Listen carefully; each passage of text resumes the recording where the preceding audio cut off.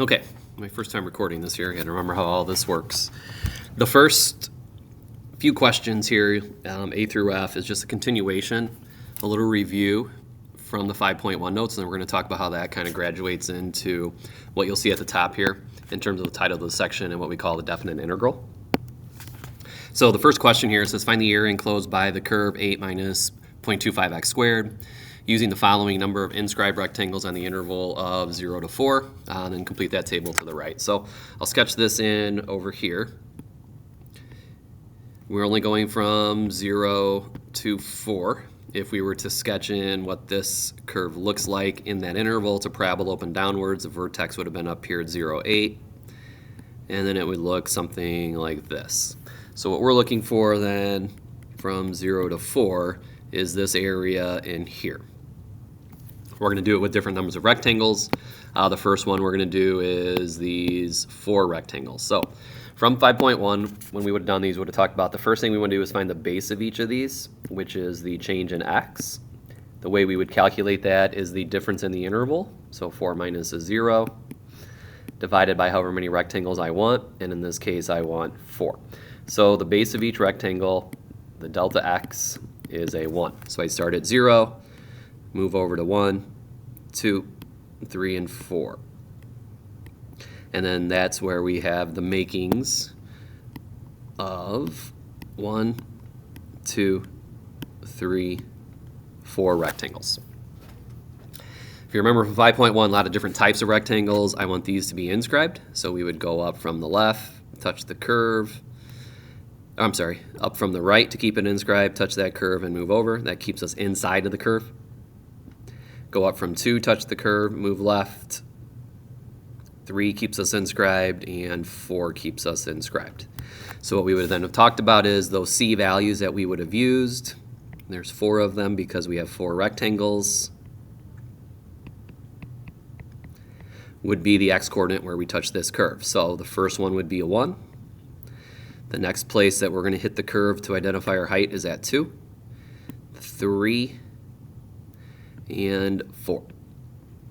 What we would then do is come over here. We would set up our Riemann sum. So we're going to do our little sigma sign. For what we're doing with these, we always let our k start at a 1. We have 4 rectangles, so our upper limit's going to be a 4. We're writing our own general term, which is nothing more than the base times the height for rectangles. That's the area. Our base in this instance was this 1, so that's going to go here. Our height in this instance is whatever the y-coordinate is on this curve.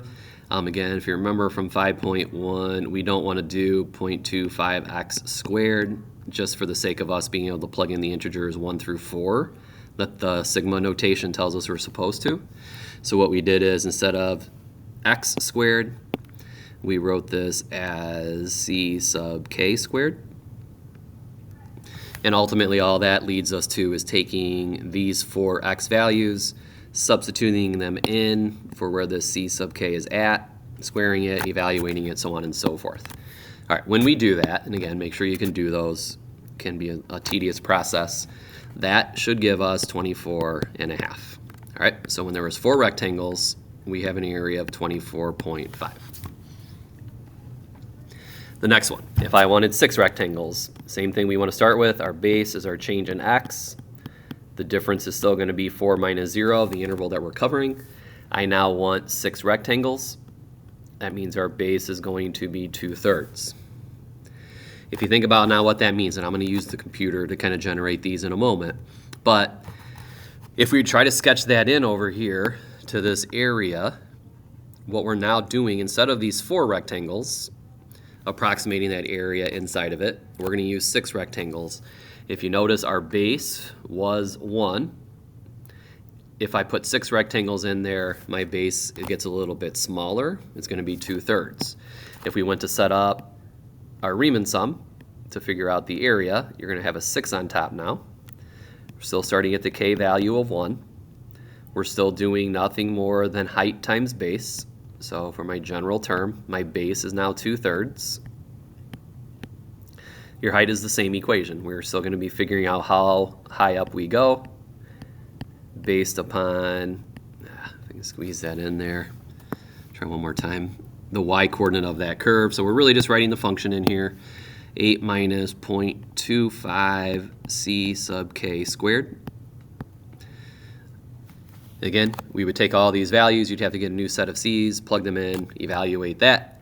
When we do that, that should give us 25.26.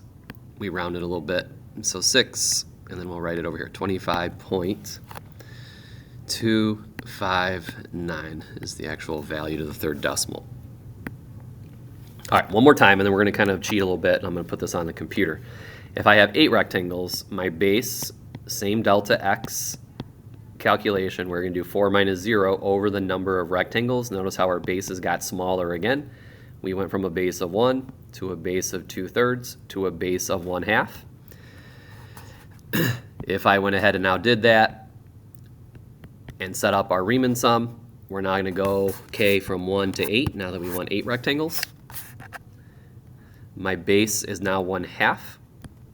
My height is still going to be dictated by the curve, 8 minus 0.25 x squared, which for this purpose we write as c sub k squared. Make that look like a k. All right, when we do that, so 8 rectangles should give us 25.625. All right, now we can keep doing that. We're going to do 12 rectangles, we're going to do 16 rectangles, and then this last one I think I have 100. Yeah, 100. All right, and now let me kind of show you on the computer so then we're not looking at my ugly drawing here freehand. So if I pull up my computer and what this looks like. So this is this curve. So if you look over here, this is the curve we're talking about. A is 0, it's your lower limit, our upper limit is 4, so we're still going to go 0 to 4. We want 4 rectangles initially, and when we do that, I'm going to hide this. Oh no, we can see it right here. When I had 4 rectangles, so n is 4, inscribed, these are all inscribed, notice how our area was 24.5. Okay? What we would want to talk about, and ideally if we were communicating back and forth, I would start talking about how this is an under approximation. We're losing these triangular regions in here. So what this area is, 24.5, we know the real area is going to be a little bit bigger. We then went ahead and did 6, so if I move this over now to 6, oops. So if I make that a 6, so now I have 6 rectangles. So if we look at these 6 rectangles, notice how the bases got a little bit smaller. This is the area that I told you would get, 25.26. It is still an under approximation, but again, if we were here, I would probably ask if we would notice that those triangular regions that we are leaving unaccounted for are a little bit smaller than what they were when we only had the 4 rectangles. Then I had to do 8. And so if I squeeze now 8 of them in there, rectangle bases get smaller. These white triangular regions that are unaccounted for, a little bit smaller. This is the answer that I gave you for this next one. So now in our table, let me pull this back up. At 12 rectangles, so now let me go to the computer. I'm going to put in 12, and then you write this answer down in your table. So if I now squish 12 of them in there, oops, one too many.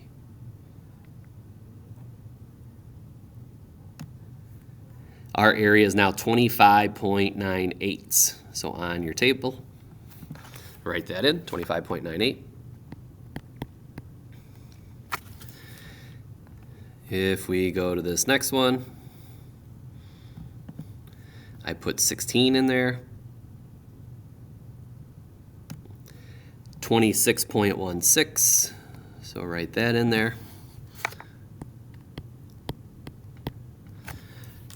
And then last but not least, if we throw in 100, although let's talk about this as well, because we're going to fill in some blanks here in a moment. Notice how the base of all of these rectangles getting smaller and smaller the more rectangles we put in. Look at these unaccounted regions, even though there's now more of them. Hopefully we would agree that the unaccounted white space has become very small relative to the first time when we only did 4. And then if I throw in 100, so watch what happens as I slide the slider over, and it jams more and more and more of them in there until I get all the way over to 100. Look at our area, 26.59. So fill that in your table first, 26.59. If we then look at our graph again, and I start talking about these unaccounted for spaces in here, those little white triangular regions that were at the top of all these rectangles, if you look now with 100 rectangles, it's almost, you really can't even see it at this perspective without us blowing it up. So what that would sort of imply is this is an incredibly accurate amount, or an incredible accurate approximation for the amount of area that's enclosed by that curve from 0 to 4 if we were wanting the exact value, which ideally we'd prefer exact over an approximation, okay? So again, hopefully we're understanding all of that. Can't really go back and forth with you guys. But that's sort of what this is kind of playing out. And you don't necessarily need to do D and E. You could if you want. Sometimes if I had 12 rectangles, you would do 4 minus 0 divided by 12. So now your base would have been 1/3. We don't necessarily need to set that up. We know the values. This would have been 4 minus 0 divided by 16. Now your base is only 1/4. And then obviously here, the 4 minus 0 divided by 100. Now that's really, all these are obviously getting smaller and smaller and smaller. Okay? So hopefully you kind of get the gist of that, because now we're going to fill in some blanks here. So number 2 says the base of our rectangles continue to get smaller as we add more rectangles. 3, the area continues to get larger. So if we look at our table here, that area is going to get bigger and bigger, and we're really could squish more than 100, right? The more we put in there, that area should get bigger. So then B, will the area, if it's going to continue to get larger, that's what we're stating here, if I put more rectangles in there, will that area continue to grow to infinity? And then hopefully we would all agree if we were together that the answer is no. And then in terms of why or why not, and that is because there's clearly a finite space in there. It's enclosed, it doesn't go on forever. So no, even though it's going to get bigger, shouldn't be getting bigger towards infinity. Therefore, our approximation is becoming more accurate with the increase in rectangles. And then 6, eventually, the area will start to approach, because again, we're saying that it does not grow to infinity. The area should start to approach a limiting value, and that limiting value must be the exact area underneath that curve. So if we apply that to our table right now, because this is the nice idea of a limit, if we went from this area to this area to this one, to this one, to this one, to this one, and this is a lot, we can see that we're getting bigger, but that amount of increase is getting smaller and smaller. So in terms of that real area, this is pretty darn close, but we're probably somewhere maybe 27-ish. Doesn't look like we would get much bigger than 27 the more and more we jam in there, okay? So that's our ceiling. All right, we don't know what that is. That's what we're going to do on the next page, but we're approaching this limiting value. We want to understand that limiting value is our exact area. And again, it's not necessarily the 27. We don't know that. All right, so now go to the next page. So the conclusion, this is kind of deep when you really think about it. What we need to determine the exact area enclosed by a curve is an infinite number, not just 100 of them, but an infinite number of infinitely small rectangles, which if you try to wrap around your head, or wrap your head around that, that's not really a feasible thing. It's not possible. We can't put an infinite number of rectangles in there. But the more we put in there, the more accurate it gets. Vocab word, norm, the length of the longest partition. So P stands for partition. These vertical bars behind here indicate the magnitude. Magnitude implies the length. So this here just is read as the length of our partition or the length of our base. So if we fill this in, what happens to the partitions, the bases in our graph above, the table above? All right, they get smaller, and they eventually start to become 0. Like if I put 1,000,000 rectangles in there, now I have 4 minus 0 over 1,000,000. That's pretty much a 0. So what we did on the front page was ultimately calculate this. Let me make this a little bigger. Is as our partition, our bases got smaller and smaller towards 0, because if we jam 100 of them in there, those bases are incredibly small. we start to approach a limiting value. That limiting value gives us the exact area. So if we kind of put all that together, here's what we did in 5.1 and what we were doing on the front page. We let the computer do some of that for us. This is our approximation for the area inside of a curve. If we let the bases get smaller and smaller, set up a table like we did in the front, allow them to get smaller and smaller, we should start to approach a limiting value. All right, that's what we did on the front page. Or conversely, what this one is now saying is if n goes to infinity, remember n is the number of rectangles, so we also did that. It's a different way of describing it. I went from 4, 6, 8, 12, 16 to 100 rectangles, so the more and more rectangles I put in there, again, we should start to approach a limiting value for those Riemann sums that we were setting up in 5.1. All right?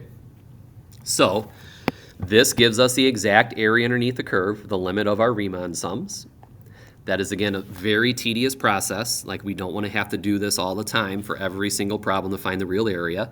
And then the reality is we have to put a lot of them in there to really see what we're leveling off to perfectly.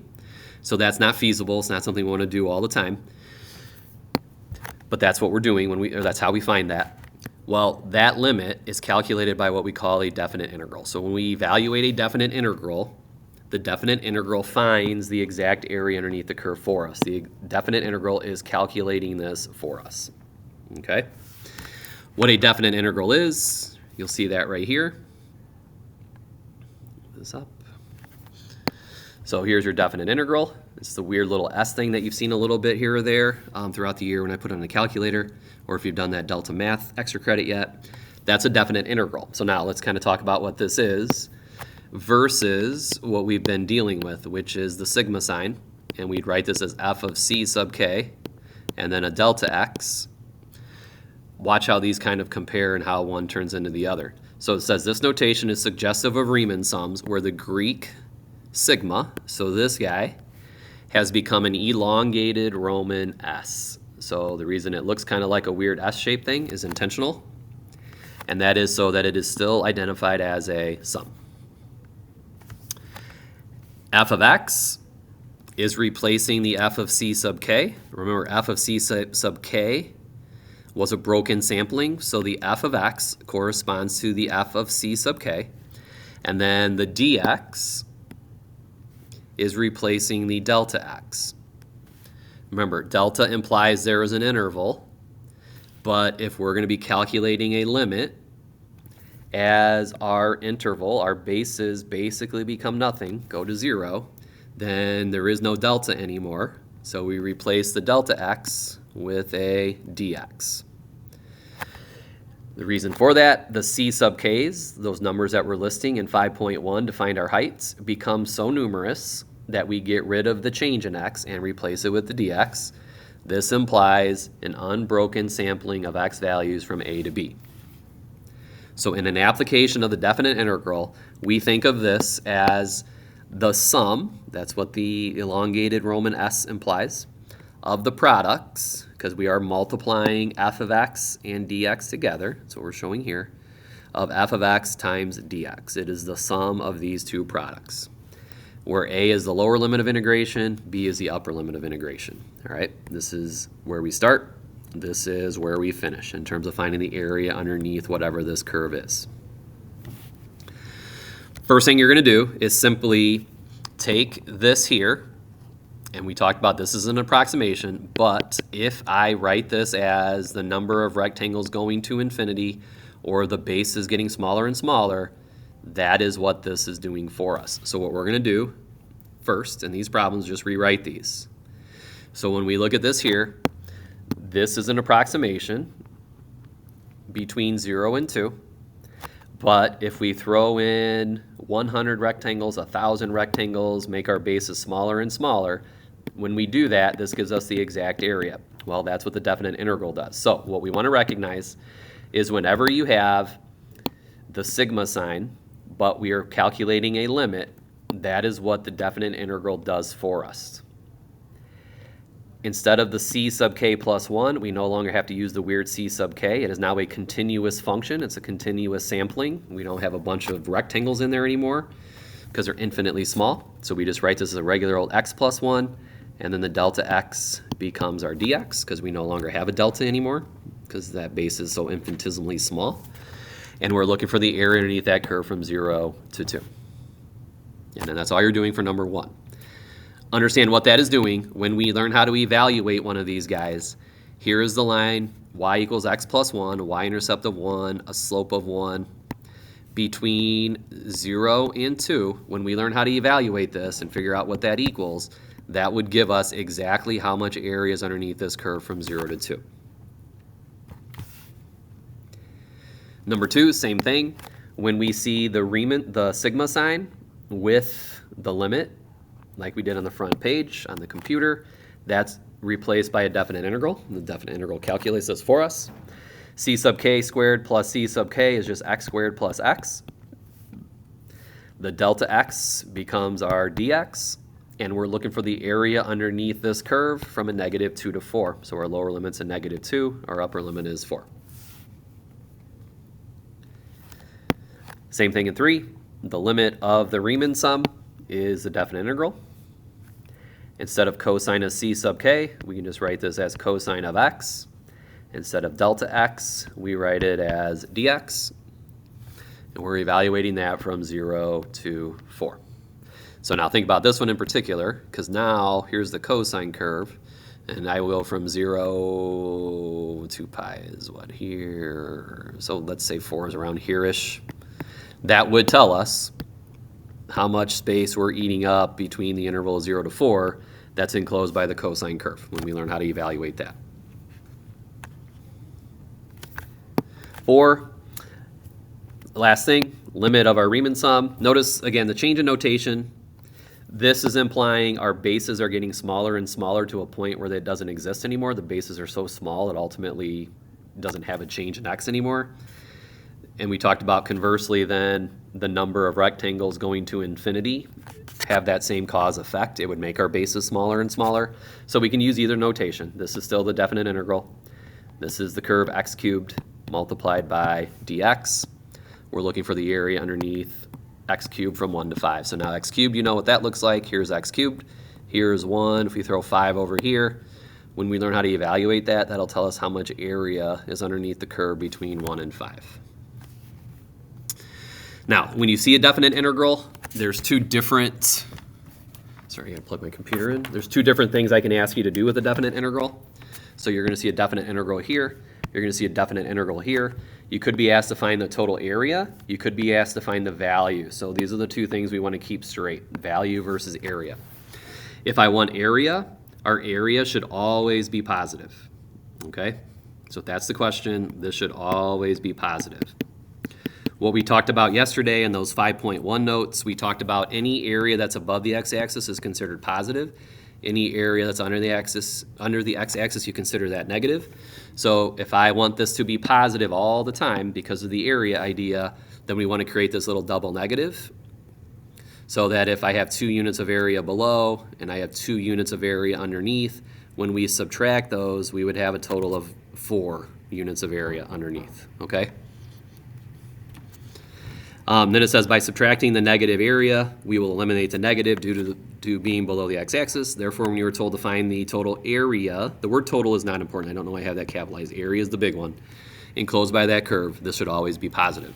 Whereas, if I want you to find the value is now this net change idea. So we're going to take whatever area is above the x-axis, which is positive, whatever area below, which we consider negative, you simply add those up.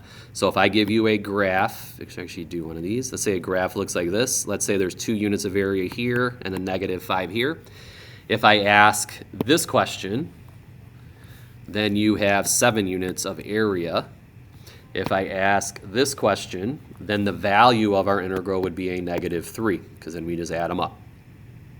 So value can be negative, it could be 0, it can obviously be positive, whereas the area should always be positive. We'll evaluate a few of these real quick. First, we're going to have you do this with a graph. So I'm going to have you sketch sine of x. So we know sine of 0 is 0. Let's go pi over 2's by 90 degrees. And at pi over 2, we're at 1. At pi, we're at 0. 3 pi over 2 is negative 1. 2 pi is back to 0. And then sketch those, or connect those, and then make it the sine wave graph. Don't make them lines. So what you're going to see is we have some area above, we have some area below. So we have some positive values, some negative values. It's a little smaller here. All right, so for number 6, if I want you to write an integral or integrals, that would be used to find the total area enclosed by this curve. So the way we would set that up, there are 2 different regions, region 1 and region 2. So I'm going to write one integral for region 1. That region starts at 0, ends at pi. So those are your limits. We are integrating / finding the area underneath this curve. That's the curve we're trying to find the area underneath. So that's what we're going to integrate. If I go 0 to pi, that would give me the area of region number 1. Second region starts at pi, ends at 2 pi. So those are going to be my limits, pi to 2 pi. And again, I'm just integrating the same curve. When we learn how to evaluate these, this is going to have a positive value, this is going to have a negative value. If I want to find the total area of them, then I want to subtract those values. Okay, again, we're just getting that from right here. Area above minus the area under. The integrals do that for us. So this gives us the area above. This gives us the area under. We need to subtract because this would have had a negative value to it. 7 now, I'm asking you to find the value. When it says evaluate, it basically means to find the value of. So now we're doing this problem. Usually I give you a minute to think about this. You can pause if you really want to. You don't know how to evaluate this algebraically yet, but we can use this graph to get the value. So if you thought about it for a brief second, this integral must have a value of 0. Because whatever this value is up here, whatever this value is up here, they're going to be equal to each other. There's symmetry here. This is going to have a positive value. That's going to have a negative value. The value idea, which is what we're doing here, you add those up. Since one's positive, one's negative, they should cancel each other out. All right. So now, how do we evaluate these? Here's the simplest, easiest way that we will start with. Evaluating our definite integrals. This bigger. If you notice, we talked about this is a product between 3 and dx. So I'll put a little dot right here. So what this really just evaluates to be is 3 times, and then if you understand what dx means, that's what your limits are. We're going to go from this x value to this x value, so the difference in x is 3. This has a value of 9. Also, if you understand what this means, graph y equals 3. That's a horizontal line.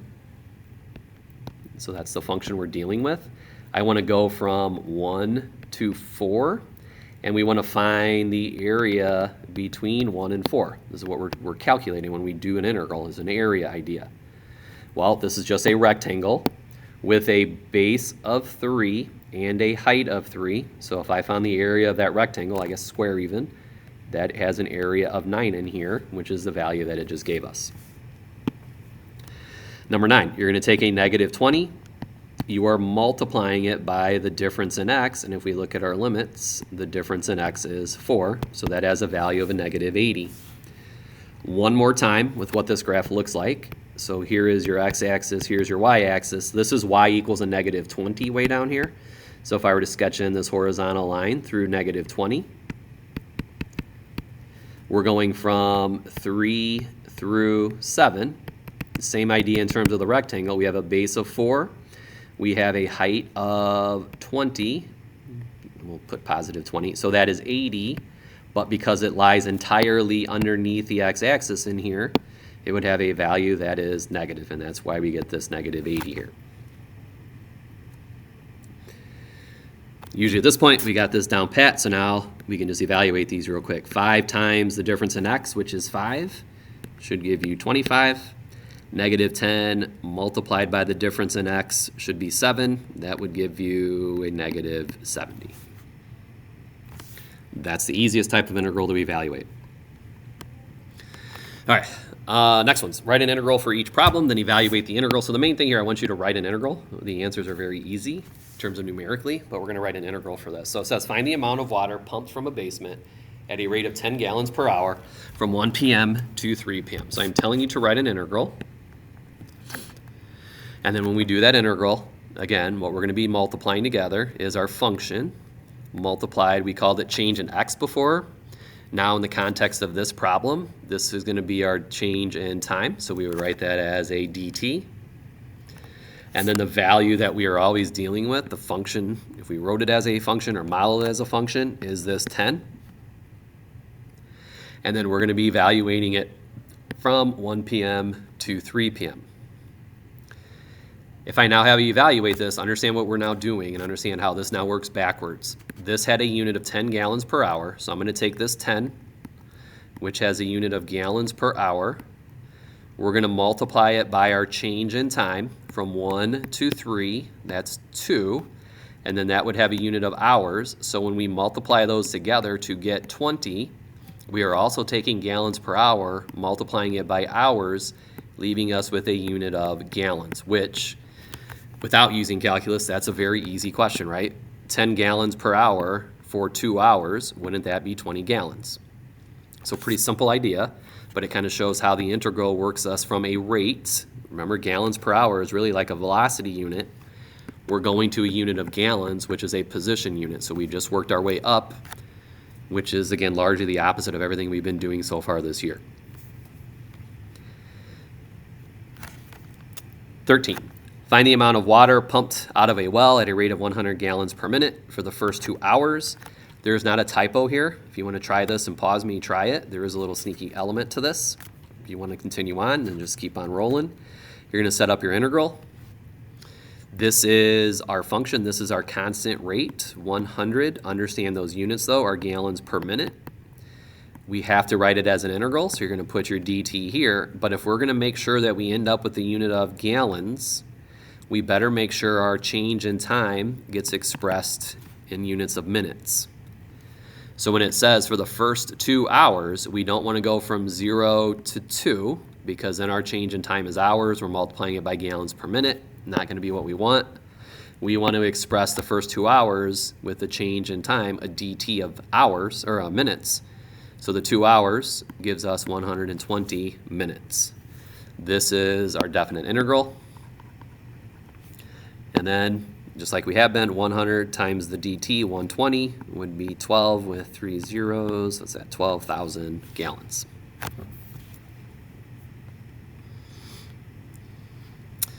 All right, it is 12:10, 5th period, and I'm pretty sure the second video that I have on Canvas takes you through 14 and the rest of these problems. Since I only have 5 minutes before 6th period starts, I'm going to stop there. Again, sorry, I have to miss again. If you have any questions, email me, see me in the morning before the quiz, and hopefully we'll be all good. That's it. All right, see you guys tomorrow.